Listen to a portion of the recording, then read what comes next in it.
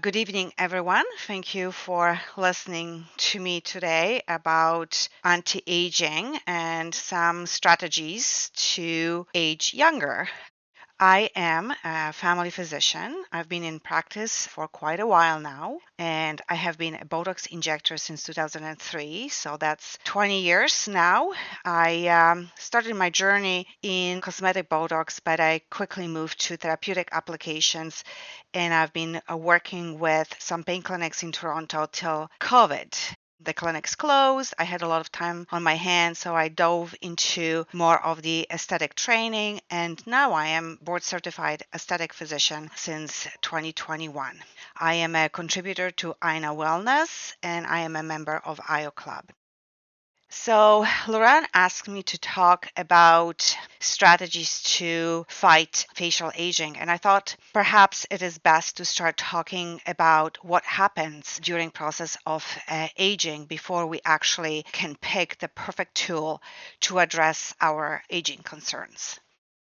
So, aging is a complex process manifested by macromolecular damage, adverse changes to the genome, blunted immune response, alterations in the body composition, and decreased adaptation to stress. So, visible changes, we see them all. It's the receding hairline, various lines, droopy skin, changes in our skin texture. That's the surface. But there's also decline in biological functions of the skin, such as barrier function, cutaneous immune response, cellular replacement, injury response, sebum production, which leads to dryness of the skin, sweat production, thermoregulation, sensory perception, vascular response, and of course, vitamin D production also decreases. So I felt compelled to show you the picture of the skin because once you know how it looks, it's easier to understand how to attack the aging changes of the skin. The most outer layer is called epidermis. It is composed of many different layers of skin cells which have various functions, but perhaps the most important one is the one that's on the outside. That's the one that you see in the mirror and want to improve how it looks. To me, also, the basal layer is very important because this is where the skin regeneration happens. Underneath, we have a dermis with all sorts of structures: sweat glands, sensory nerve endings, blood vessels, hair follicles, and of course, collagen and elastin bundles that give our skin this firmness. And here we see the graphic of the skin. The skin on the left is the young skin. And let's focus on that wavy layer of deep purple cells. This is stratum basale. This is the factory of our skin cells. This is where the production of the new skin cell happens. And as those cells migrate to the surface, this is where the covering of the skin happens. As we get older, this process slows down significantly. In our 20s, it probably takes about 3 weeks. In our 50s, it's probably more like 6 weeks. So now imagine in your 50s walking around with the same dull, wrinkly, dry skin for 6 weeks before it actually gets rejuvenated. The other changes of the skin include decreased number of cells called fibroblasts, and fibroblasts are very critical to formation of collagen and elastin fibers. This is what gives our skin structure, strength, plumpiness. Again, some more depressing story of our aging skin. In our 20s, this is when the environmental damage starts. The damage through UV rays begins to take a toll on the skin. The free radicals attack the skin. The structured integrity of the skin decreases, and then cell renewal and turnover rates start to decline. In our 30s, the collagen and elastin fibers degrade, and this is when we start noticing our first wrinkles. The cell renewal slows down even further, and our skin becomes even more dull and uneven, and perhaps this is when we start seeing our first pigment deposition. By our 40s, the skin is thinner, the barrier lipids are disrupted and not as abundant, and that leads to dehydration. skin, and dry skin, we all know, is very wrinkly and dull. In our 50s, the protective barrier lipid layer even is further lessens, and that leads again to difficulties with retaining moisture in our skin. The skin becomes drier, more wrinkly, and more pigmented. And this is what we see under the microscope. The picture on the left is young skin, and we can clearly see the top layer, the epidermis, this wavy line of the bottom cells, the stratum basale, is quite prominent. And this is what actually gives our skin the firmness. It's gone on the right. It's this thin layer. It's very disorganized. And I can imagine how thin that skin is. Then in the deep parts, when we concentrate on the purple structures, how abundant they are. Those are our collagen fibers, elastin fibers. They are much less on the right and very disorganized. And this is a very depressing slide. This is the story of the fat pads. We have two compartments of fat pads in our faces, the superficial and deep. And it is the fat pads in our faces that give our faces shape and plumpiness, nice, youthful folds and appearance. As we get older, those fat pads drift and they shrink. And now we end up with prominent nasolabial folds, hollows in the temple, hollows in the cheek, and everything kind of goes down with the gravity. And now we have more prominent jowling. And again, we can clearly see what happens as we get older, how these fat pads migrate and shrivel up, and how those unsightly folds become more prominent. Yet another picture of the depressing story of fat pads. The bone changes as well with time. There is a significant loss of facial bones, and without the structural support of the bone, the canvas of our skin just going to sag. So the most obvious changes are deepening of the eye sockets, change in the angle of the jaw, and more prominent of our maxilla and with the prominence of the teeth. So there is intrinsic and extrinsic aging. The intrinsic aging is the aging that we have no control over. This is the aging that happens strictly because of our genetics and biology. And then we have extrinsic aging. This is the aging that happens as a result of our environment.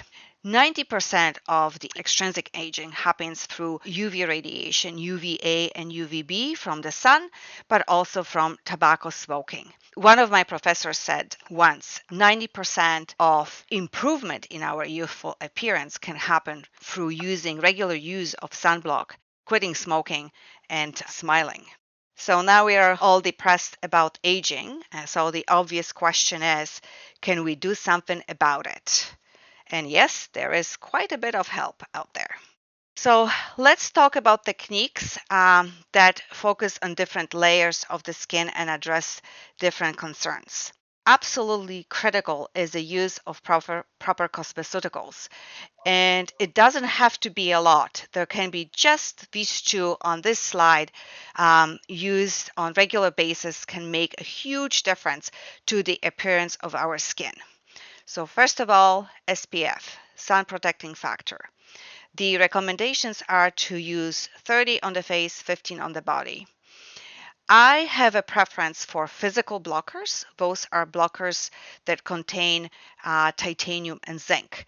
What they do is they prevent the UVA and UVB from being absorbed into a skin. They kind of make it bounce back. Why is it important? Because if we use chemical blockers in our skin products for protection against UVA and UVB, those actually work by absorption of UV rays. And during that process, there's heat generated in the skin, and that can actually make our pigment worse. So there are a lot of nice sunblocks out there that contain titanium and zinc. It's all about reading the labels. The next one is vitamin A. This was probably the most critical anti-aging ingredient that's been actually scientifically proven to improve the appearance of the aging changes in our skin. Vitamin A is quite amazing. It belongs to a group of molecules called retinoids, and they slow down the aging process by regulation of cell death. They promote differentiation and proliferation of the cells. So, if you remember me saying how this rejuvenation and proliferation of the cells process slows down as we get older, that is the molecule that can actually speed it up. So now our skin can be younger looking, glowing, refreshed, fewer wrinkles, and very much moist. There are two types of vitamin A products on the market. They are prescription products and over the counter products. A while ago, through the experience and my own reading, decided that it is best to actually use prescription products that contain vitamin A rather than using over-the-counter cosmetics or cosmeceuticals. And that is because the prescription products are stronger. They will offer our more benefit than what we can in cosmeceuticals. The vitamin A products or retinoids, if they are used incorrectly, they can lead to some adverse reactions on the skin. Those would be like redness, flakiness, swelling, maybe even pain, and eventually flaking of the skin. A lot of my patients perceive it as allergic reaction, but it is not. It's just a form of what we call vitamin A dermatitis, and it goes away when we stop using vitamin A products. So the manufacturers of cosmeceuticals, when they put vitamin A in their products, they try to avoid this from happening. They try to avoid complaints and discontinuation or returns of products to the stores. So the vitamin A is just not strong enough. So it's best to use it separately in case, let's say, you overuse it. You can stop it just by itself and continue with your other regimen, and then restart it again when the skin calms. Personally, I can only tolerate vitamin A on my skin once a week. Otherwise, I start peeling like crazy, which is not a bad idea because it's a form of a peeling process. Other beneficial cosmeceuticals include alpha hydroxy acids such as glycolic, lactic, malic. They all have rejuvenating, exfoliating properties. Lactic acid is also very beneficial for pigment. Beta hydroxy acids, salicylic acids, they have antimicrobial properties, so they are good for acneic prone skin. Vitamin C is an antioxidant. It is also a cofactor in a collagen synthesis. We also have products with peptides. Peptides are proteins, actually, that can stimulate and organize sort of collagen production, but also can help with the wrinkles as well. The most recent line of products contain stem cells and exosomes. So in my office, I carry two lines. One of them is Alastin. Alastin is based on peptides, and it's very nice, very effective line, a very natural line. This product actually contains hyaluronic acid, which is body's natural moisture, and it's super hydrating and can be applied after skin cleansing under your moisturizer. Alastin has made a claim to fame through a special patented technology of peptides, and here it is what those peptides can do for our skin.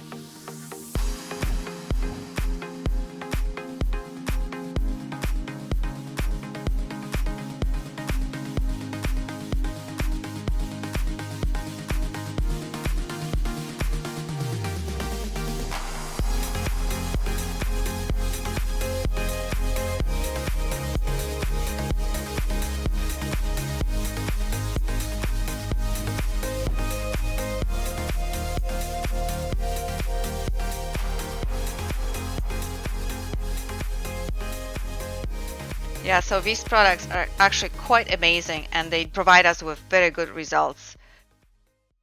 Some other techniques for improvement of the epidermis, the most outer layer of the skin. Microdermabrasion, probably very much forgotten, but I certainly remember using it quite a bit in my office in the mid 2000s. It is basically a jet of crystals across the skin surface that provided exfoliation, and I used to combine it with a mild glycolic or malic peels in my office. Very effective, but certainly peeling process can be used separately as well. The IPL is intense pulse light. We use certain wavelengths of light to target pigment or blood vessels in our face and improving the quality of the skin this way. The techniques that will affect and help restore epidermis and dermis are microneedling, PRP, platelet-rich plasma, which can be either used through injections with a needle into the skin or actually layer on the surface and then microneedled. We can also do deeper peels. There are many different various resurfacing lasers out there. My favorite one is microneedling RF because it actually does promote and stimulates the production of new collagen. And most recent on the market, plasma devices from Europe, which actually remove excess of skin. But I haven't quite made up my mind how I feel about those. Fat pads and volume restoration happens through use of fillers, fat grafts, and implants. I certainly feel that we use too much fillers for everything in aesthetic medicine, and as such we sometimes achieve these grotesque looks and overfilled faces that look fairly unnatural. So I think we need to rethink of how to use those in combinations with other technologies that especially address the skin tightening. And my favorite, neuromodulators. So when I started the journey in aesthetic medicine, we only had Botox. Then we introduced Xeomin, then we had Dysport, and now we have Nuceiva. So there's quite a bit of the product on the market, but all of those products do the same thing. They are botulinum toxin A's and they address muscles. So they are through IM, intramuscular injections of these products, we end up with relaxing the muscle so the muscle doesn't contract and therefore does not create a wrinkle. These products can be used on what I call dynamic lines. So forehead lines, frown lines, lines around the eyes, some even lines around the lips for smokers' lines and the neck lines. We also can use those products to make muscle less. For example, if somebody has very prominent cheeks due to the muscle called masseter, we can inject those products into that muscle to kind of soften it and decrease the volume of it and reshaping our faces. So, how do we put it together now? So, what can we do about residing hairlines? For that, we often use in aesthetic medicine actually PRP that works really well to help the growth of the hair follicles. Forehead lines, frown lines, crow's feet, they are all caused by muscle contractions. Those are dynamic lines, so products like Botox, Xeomin, neuromodulators work very well. Drooping eyebrows, this is multi-procedure approach. We can lift the brow a little bit by use of botulinum toxin, but we cannot remove the whole laxity of our upper eyelid with that. That would have to be done either through lasers that tighten the skin, plasma devices are supposed to be helpful for that, or surgery. For hollowing of the cheek, where the fat pad is gone or drifted into our nasolabial fold, the only way of restoring it is through fillers. So this is where fillers work really well, rounding up our cheek so it looks nicely rejuvenated. Nasolabial folds are fairly difficult to target just because of critical blood vessels in that zone. The best approach is to soften the appearance of those folds by filler cheek augmentation and to reduce overall skin laxity with the collagen stimulation techniques. The same principles will apply to the jowling area. Some providers will inject the area with the mesotherapy products to remove the excess of fat. However, I feel that the results might not be predictable and even on both sides. Also, after the removal of the unwanted fat, there might be possibility of excessive skin in the area that will have to be addressed with a separate technique. Therefore, I would caution about that approach. Next, jawline contouring can be nicely done through the combination therapy with fillers and neuromodulator technique, also known as Nefertiti neck. And of course, use of various collagen stimulating techniques, as discussed previously, in my opinion, is a must. In summary, as mentioned at the beginning, it is not one, but multiple various modalities that are designed to address specific concerns. It is best to address those individually with your trusted aesthetic provider. Thank you for your participation.